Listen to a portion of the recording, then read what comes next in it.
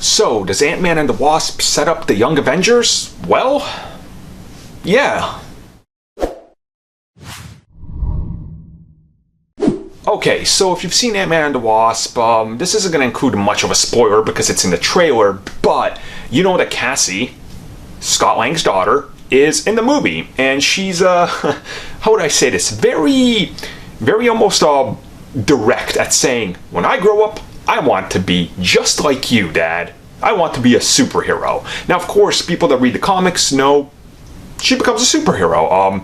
Gets her own identity, has her own powers, and she does her own thing.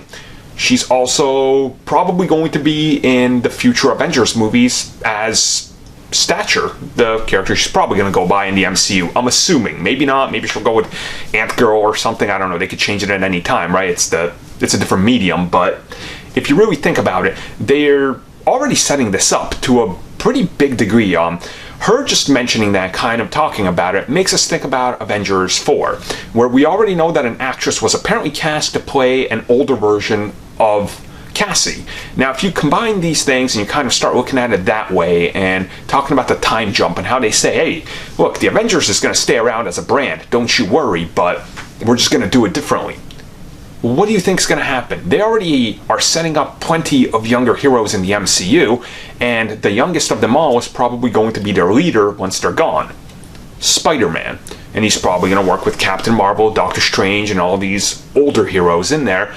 But yeah, when you really think about it, this is kind of their first acknowledgement of a secondary legacy hero, because Scott Lang's already, like, you know, underneath Hank Pym, because Hank Pym's already done his stuff. So the next step naturally is to phase out the characters like Ant-Man and bring in someone else. What a better way to bring in someone than like a legacy character, like keeping Paul Rudd around to be kind of like a mentor-ish Ant-Man, and then having her learn from him.